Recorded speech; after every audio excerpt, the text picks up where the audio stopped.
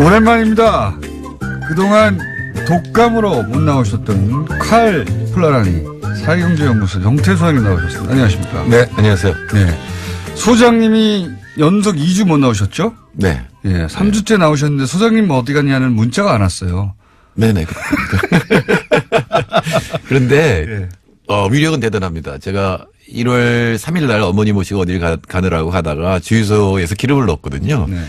근데 제가 딱 그 얘기, 가득 채워주세요. 5글자를 얘기했는데, 예. 그 주유하시던 분이 혹시 라디오 출연하시잖아요.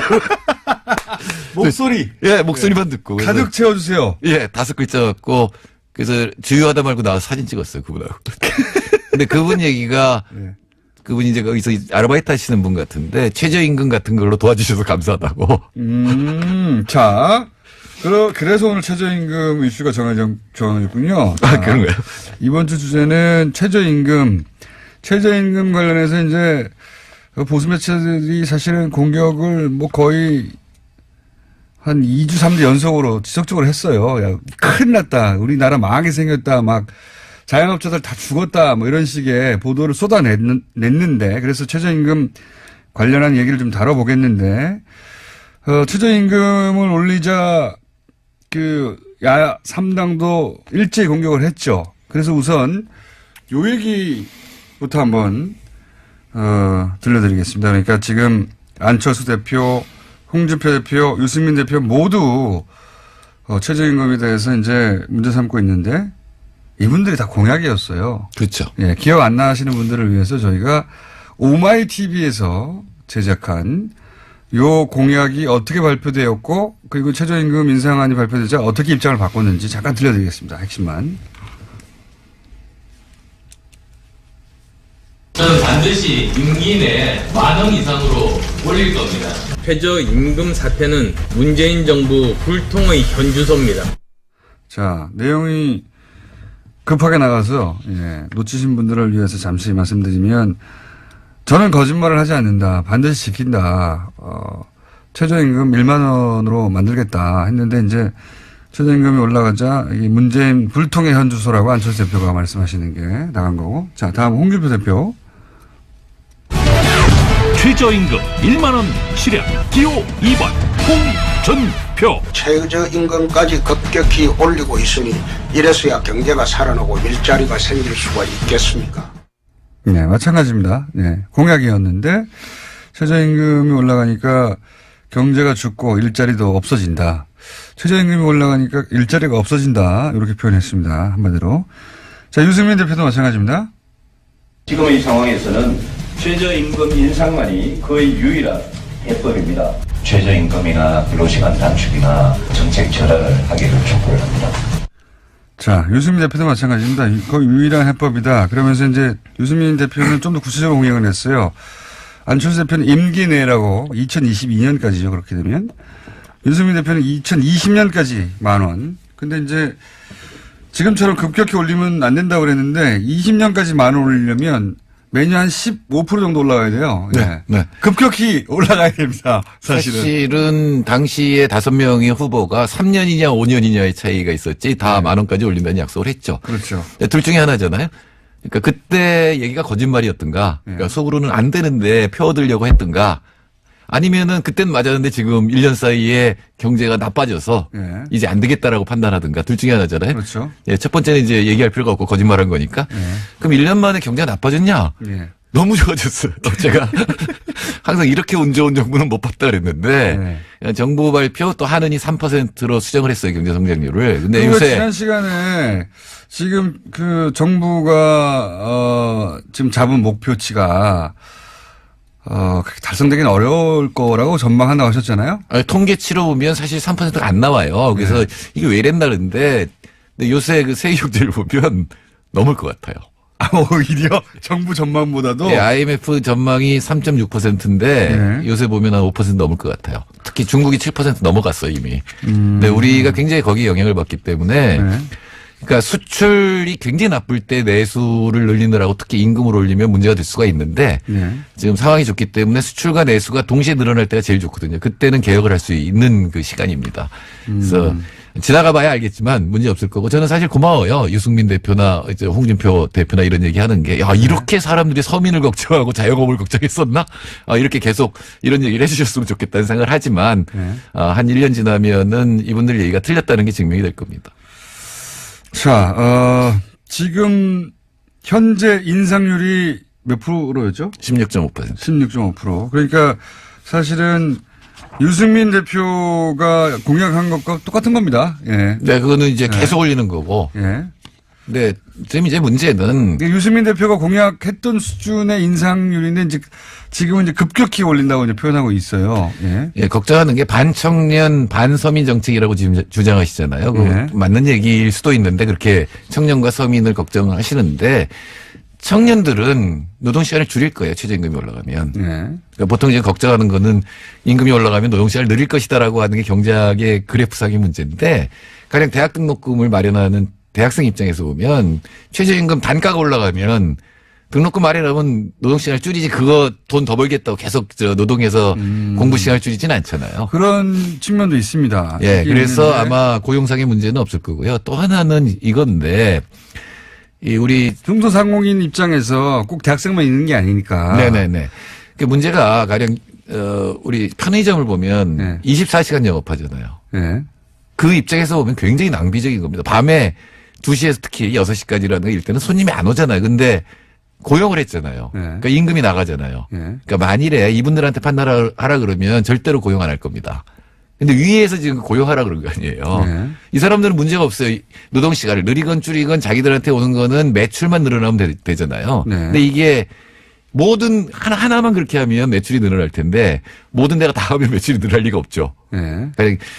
그때 10개가 더 팔리는데 10개 상점이 다 하면 한 개씩만 더 팔릴 거 아니에요. 예, 예. 그러니까 늘어나는 거 없이 임금만 나가니까 이 편의점 어려운 거잖아요. 예. 그건 영업 안 하면 되는 거잖아요. 예. 근데 영업 안 할 수도 없습니다. 아니 그게 왜 영업을 안 할 수도 없느냐면 위에서 그렇게 하라 그러니까 그렇죠. 왜냐하면 위에서는 10개 더 팔리는 게 자기한테 그냥 이익으로 가는 거 아니에요. 제 말은 임금을 자기들이 내는 게 아니잖아요. 예. 근데 제 말은 실제 그 편의점뿐만 아니라 자영업자들, 예. 소규모 자영업자들 같은 경우에 이제 뭐 치킨집을 한다든가 이런 경우에 아르바이팅 써야 되는데 이렇게 되면 한 달에 뭐 한 200여만 원 주다가 250여만 원 될 수도 있고 뭐 이런 얘기들 한단 말이죠. 어렵다. 근데 제가 그 얘기를 한 거예요. 네.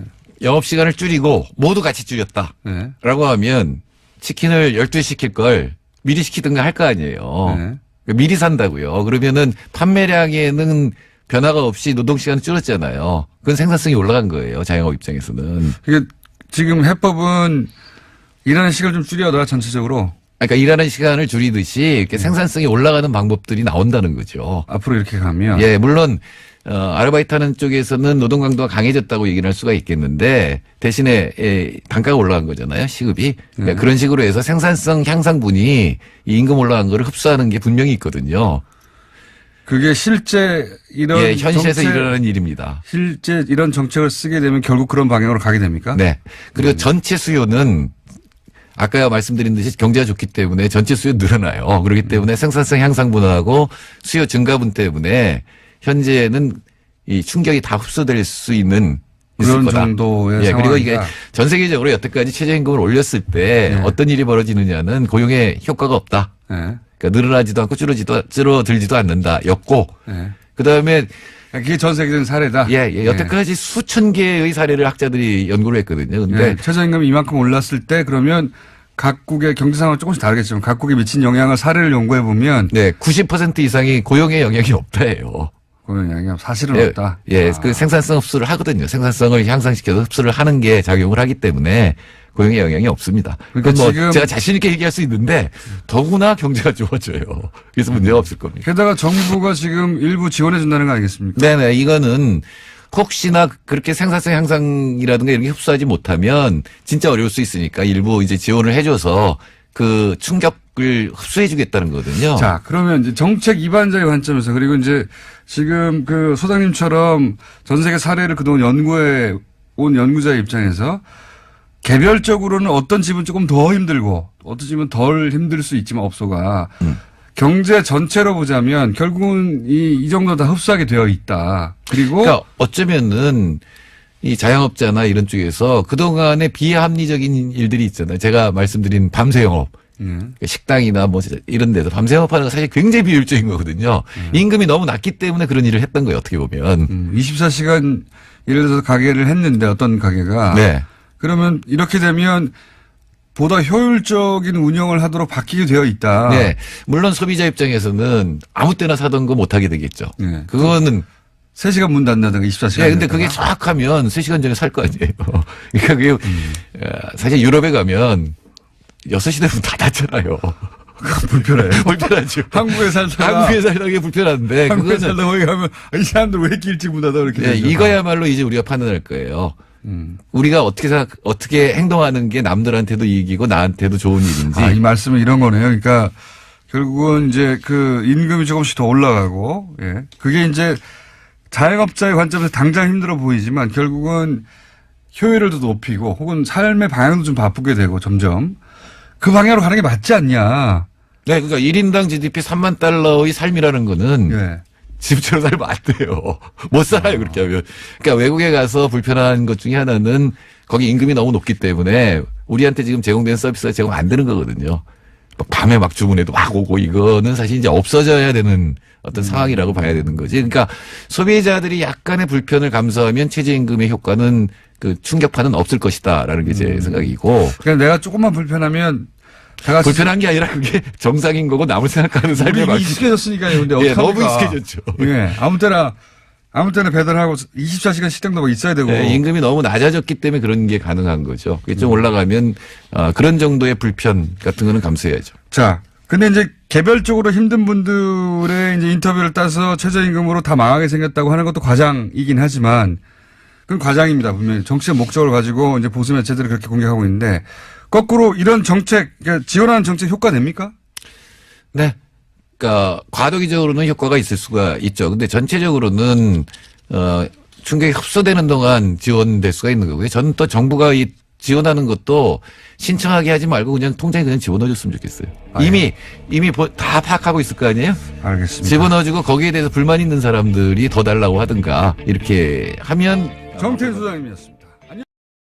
그 야야 3당도 일제히 공격을 했죠. 그래서 우선 요 얘기부터 한번 들려드리겠습니다. 그러니까 지금 안철수 대표, 홍준표 대표, 유승민 대표 모두 최저임금에 대해서 이제 문제 삼고 있는데 이분들이 다 공약이었어요. 그렇죠. 예, 기억 안 나시는 분들을 위해서 저희가 오마이 TV에서 제작한 요 공약이 어떻게 발표되었고 그리고 최저임금 인상안이 발표되자 어떻게 입장을 바꿨는지 잠깐 들려드리겠습니다. 핵심만.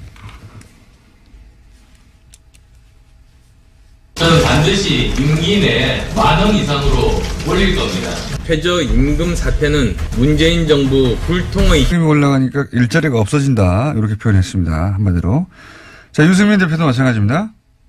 지금의 상황에서는 최저임금 인상만이 거의 유일한 해법입니다. 최저임금이나 근로시간 단축이나 정책 전환을 하기를 촉구를 합니다. 자, 유승민 대표도 마찬가지입니다. 거의 유일한 해법이다. 그러면서 이제 유승민 대표는 좀 더 구체적으로 공약을 했어요. 안철수 대표는 임기 내라고 2022년까지죠. 그렇게 되면.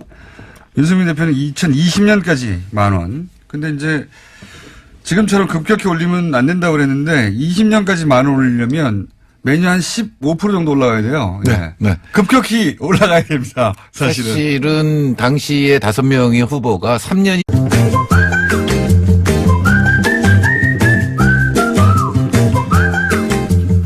오랜만입니다. 그동안 독감으로 못 나오셨던 칼 플라라니 사회경제연구소 정태수 소장님 나오셨습니다. 안녕하십니까? 네, 안녕하세요. 네. 소장님이 연속 2주 못 나오셨죠? 네. 예, 3주째 나오셨는데 소장님 어디 갔냐는 문자가 안 왔어요. 네네. 그런데, 예. 위력은 대단합니다. 제가 1월 3일 날 어머니 모시고 어딜 가느라고 하다가 주유소에서 기름을 넣었거든요. 네. 근데 제가 딱 그 얘기 가득 채워주세요. 5글자를 얘기했는데, 예. 그 주유하시던 분이 혹시 라디오 출연하시잖아요. 목소리. 예, 목소리만 듣고. 그래서 가득 채워주세요. 예, 5글자 갖고, 그래서 주유하다 말고 나와서 사진 찍었어요, 그분하고. 근데 그분 얘기가 네. 그분이 이제 거기서 아르바이트 하시는 분 같은데 최저임금 같은 걸로 도와주셔서 감사하다고. 자. 그래서 오늘 최저임금 이슈가 정해졌군요. 아, 그런가요? 이번 주 주제는 최저임금 관련해서 이제 보수 매체들이 사실은 공격을 뭐 거의 한 2주, 3주 연속으로 지속적으로 했어요. 야, 큰일 났다. 우리나라 망하게 생겼다. 막 자영업자들 다 죽었다. 뭐 이런 식의 보도를 쏟아냈는데 그래서 최저임금 관련한 얘기를 좀 다뤄보겠는데 최저임금을 올리자 전주소입니다. 자, 내용이 급하게 나가서, 놓치신 분들을 위해서 잠시 말씀드리면, 저는 거짓말을 하지 않는다. 반드시 지킨다. 최저임금 1만 원으로 만들겠다 했는데, 이제, 최저임금이 올라가자, 이 문재인 불통의 현주소라고 안철수 대표가 말씀하시는 게 나간 거고. 자, 다음 홍준표 대표. 최저임금 1만 원 실현 기호 2번 홍준표. 최저임금까지 급격히 올리고 있으니 이래서야 경제가 살아나고 일자리가 생길 수가 있겠습니까? 네, 마찬가지입니다. 네, 공약이었는데 최저임금이 올라가니까 경제가 죽고 일자리도 없어진다. 최저임금